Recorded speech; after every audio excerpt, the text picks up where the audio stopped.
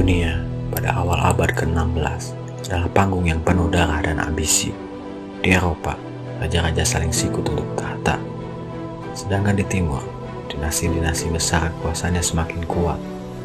Tapi di tengah pusaran sejarah itu, muncul satu kekuatan yang akan mengubah segala. Ottoman.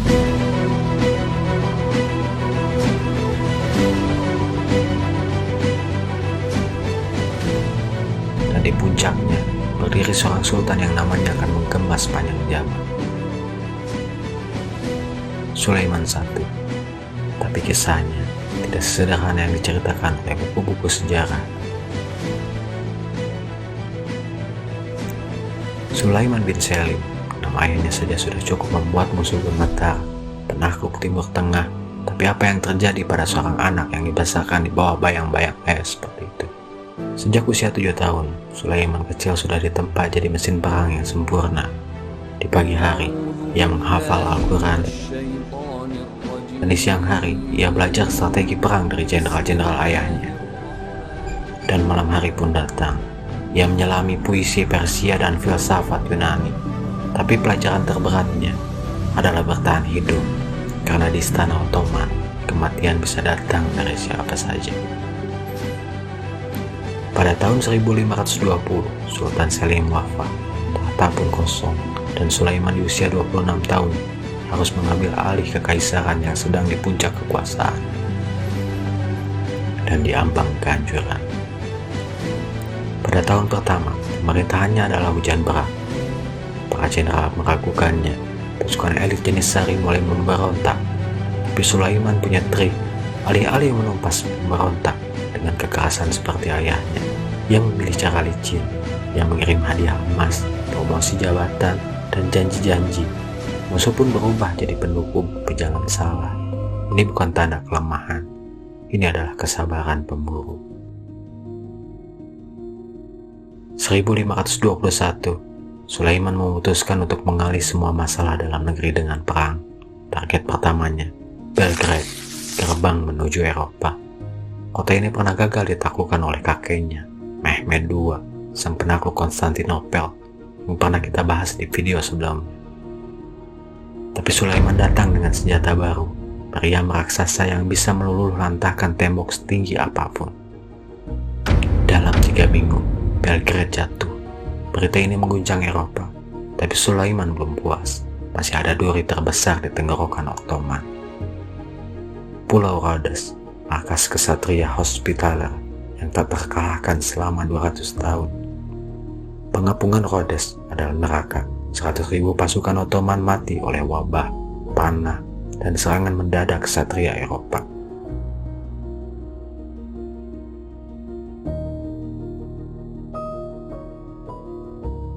Tapi Sulaiman pantang menyerah. Ia mengirim surat ke pemimpin Rhodes. Akhirnya, setelah 6 bulan pertumpahan darah, Rhodes pun jatuh. Tapi kali ini, Sulaiman menunjukkan belas kasihan.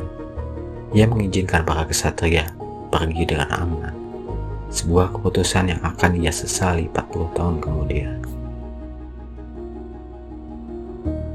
Di balik semua penaklukan, ada satu kekuatan lain yang menggerakkan Sulaiman. Seorang perempuan yang bernama Hurrem dari Rusia yang berhasil memikat sang sultan sampai ia membebaskannya dan menikahinya. Sebuah hal yang tak pernah terjadi dalam sejarah Ottoman. Tapi cinta mereka dibangun di atas racun dan intrik. Hurrem perlahan menyingkirkan semua rivalnya.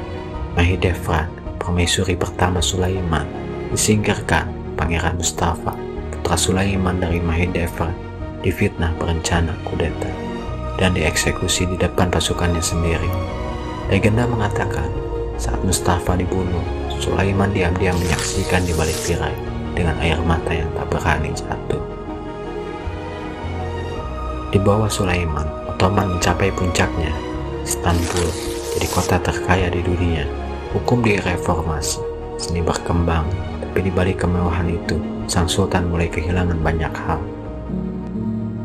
Putra-putra terbaiknya tewas dalam perang atau dihukum mati. Hurrem, cintanya meninggal lebih dulu, dan musuh bebuyutannya, kesatria Hospitaller, yang dulu ia bebaskan dari Rhodes, sekarang telah beralih nama jadi Ksatria Malta dan terus mengganggu armadanya. Pada tahun 1566, usia Sulaiman sudah 72 tahun, sangat tua untuk ukuran sultan, tapi ia masih memimpin langsung pengepungan Sigetvara. Di tengah malam, nafasnya berakhir, tapi kematiannya adalah rahasia terbesar Ottoman. Makanan pun tetap dikirim ke tendanya, seolah ia masih hidup. Semua ini agar pasukan tidak panik sampai kota ini akhirnya jatuh. Sulaiman meninggalkan warisan ambigu, kekaisaran terluas dalam sejarah Ottoman, tapi juga benih keruntuhan. Maka, berakhirlah kisah sang penakluk yang justru ditaklukkan oleh waktu. Sulaiman I, hidupnya diwarnai perang, yang menggenggam dunia di tangan kanannya, tapi kehilangan cinta di tangan kirinya.